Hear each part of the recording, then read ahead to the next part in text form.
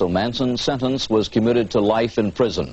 Now there's a book, Manson in his own words, as told to Newell Emmons. Emmons is an ex-con who first met Manson while serving a short term in prison for car theft.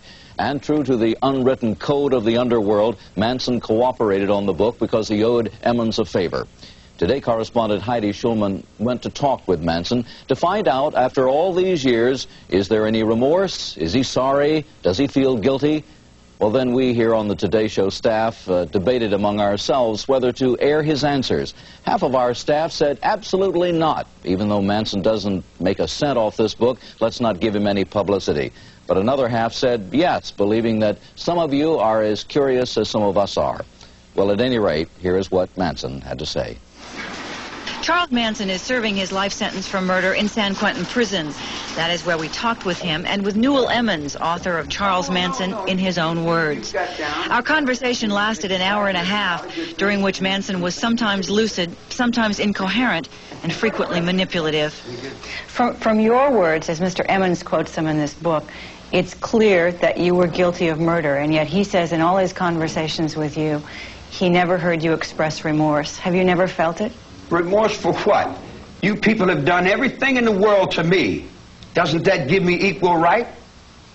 I can do anything I want to you people at any time I want to, because that's what you've done to me. If you spit in my face and smack me in the mouth and throw me in solitary confinement for nothing, what do you think's going to happen when I get out of here? Guilty. I wouldn't do anything that I felt guilty about. You don't feel guilty at all? There's no need to feel guilty. I haven't done anything I'm ashamed of. Maybe I haven't done enough. I might be ashamed of that, for not doing enough, for not giving enough, for not being more perceptive, for not being aware enough, for not understanding, for being stupid. Maybe I should have killed 400 or 500 people, then I would have felt better. Then when I felt like I really offered society something. You know, if I wanted to kill somebody, I'd take this book and beat you to death with it, and I wouldn't feel a thing. It'd be just like walking to the drugstore. Do you feel blame? Are you mad? Do you feel like Wolves Kebabs right frantic? Get frantic.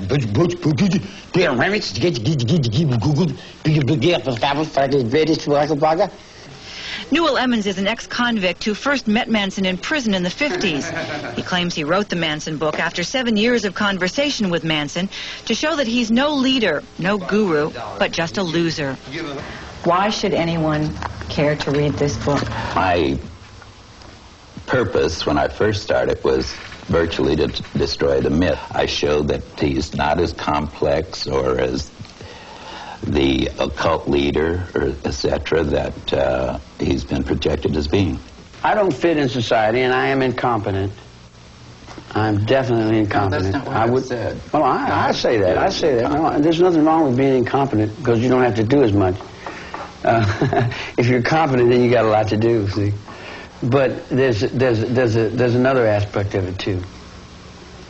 I've learned to reflect. I just reflect back. I know I don't know. I know I'm stupid. I admit I'm a petty whatever. I've never been a success at anything. I even got to the point where I didn't want to be a success at anything. What would being a success, what does that mean, you know? Money? Oh, I've had all the money in the world 3 times and I had to give it back. That's a stupid little game, you know? My awareness and my consciousness is not the same as somebody that goes to school and has a mom and dad. See, not having parents have left me in another dimension, so to say, you know. I don't have no bad going for nothing.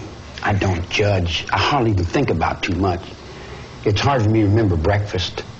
In fact, if I didn't have 2 or 3 girls to help me, I would pretty much be lost and I wouldn't know what the hell I'm doing. You write that in all your conversations with Charles Manson, he never expressed remorse. Have you seen any today? I mean, perhaps he believes totally in his own mind that he's not guilty. You guys got this stuck in your head that I've murdered somebody. You've got it stuck in your brain that I murdered somebody. What do you want to call me a murderer for? I've never killed anyone.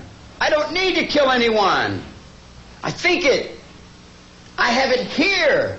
Who is this man you've been talking to for 7 years? Well, to me, he's a convict that was a failure. I mean, he's the person that is not capable. I mean, and I still lay it to the way the book reads. It wasn't to start cleaning the earth or anything. I mean, there was a drug burn that initiated the first one, and the black guy, the first tone of violence that surfaced anyway. And then the death of Gary Hinman, there again it was dope related, and it just kept feeding from there, and so it had no spiritual aspects at all. It was just a bunch of guys out there, kids out there that was living and doing their own thing, and it used to be party time and play time, and then through drugs and the whole bit, well, it started getting a little bit nasty, a little bit meaner, and first thing you know, there's murders. In my whole life, I've burglarized a grocery store, stole some nickels and dimes, busted open a stamp machine, stole a few automobiles, and cashed a couple checks. I'm a petty car thief. I've been with prostitutes and bums and winos and all my life. The street is my world. I don't pretend to go uptown and be anything fancy. I can, but I find more real in the world that I'm in than I do the tinsel. And the real world is the one I have to deal with every day, you know. Believe me, if I started murdering people,